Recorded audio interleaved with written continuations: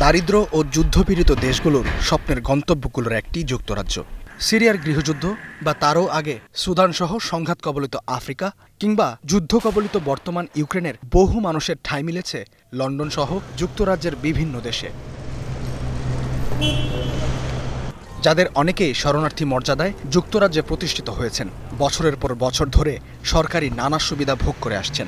গার্ডিয়ানের report বলছে শরণার্থী মর্যাদায় প্রায় 1 লাখ মানুষ ব্রিটিশ সরকারের রাষ্ট্রীয় আবাসনে থাকার সুবিধা পাচ্ছেন। প্রায় 85,000 অভিবাসী বসবাসের অনুমতির পাশাপাশি কাজের অধিকার ভোগ করছেন।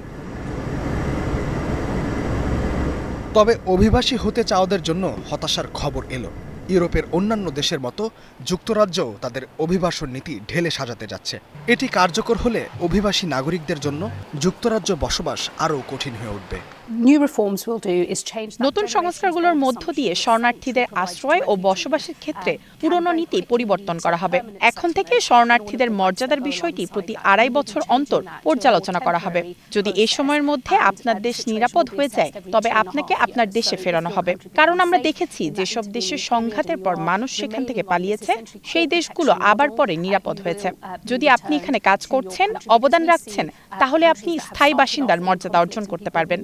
এই পুরো প্যাকেজের লক্ষ্য হলো ন্যায্যতা ও অবদান। যেমন ইউক্রেন যুদ্ধ শুরুর পর যারা যুক্তরাজ্যের শরণার্থী মর্যাদা পেয়েছেন, যুদ্ধ বন্ধ হলে তাদের নিজ দেশে ফিরতে হবে। একই প্রক্রিয়ায় সিরীয় শরণার্থীদের ফেরত পাঠানোর উদ্যোগ নিয়েছে জার্মানি। যুক্তরাজ্যের প্রস্তাবিত এই নতুন অভিবাসন নীতি অনুযায়ী এখন থেকে শরণার্থী মর্যাদা 5 বছরের জন্য কার্যকর থাকবে। এরপর তারা স্থায়ী বসবাস বা ILR এর জন্য আবেদন করতে পারবেন। অবৈধভাবে যুক্তরাজ্যে আসাদের স্থায়ী বসবাসের জন্য আবেদন করতে অপেক্ষা করতে হবে 20 বছর।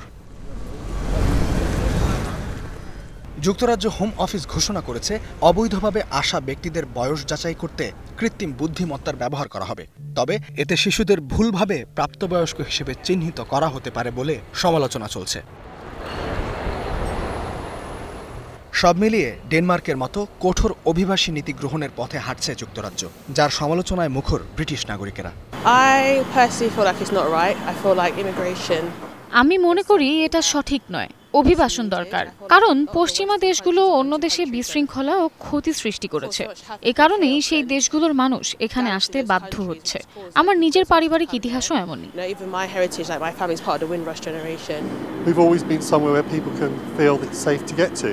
আমরা সবসময় এমন একটি দেশে ছিলাম যেখানে মানুষ নিরাপদ অনুভব করতে পারে। অন্য ইউরোপীয় দেশগুলো আমাদের চেয়ে অনেক বেশি মানুষ গ্রহণ করছে। ভুল তথ্যের কারণে এটা হয়েছে। লেবার পার্টিকে আরও কঠোর হতে হবে।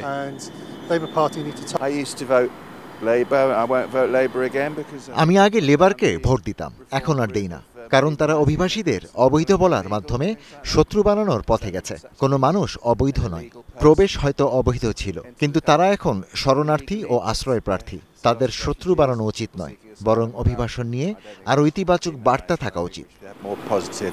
যদিও স্বরাষ্ট্রমন্ত্রী শাবানা মাহমুদ বলছেন যুক্তরাজ্যের নতুন অভিবাসন নীতি হবে আধুনিক ও সাশ্রয়ী। তার মতে এই ধারণা পরিবর্তনের সময় এসেছে যে শরণার্থী মানেই একসময় দ্রুত স্থায়ী বসবাস ও নাগরিকত্বের সুযোগ পাওয়া। ইস্তেহাদুল মাহমুদ, স্টার নিউজ।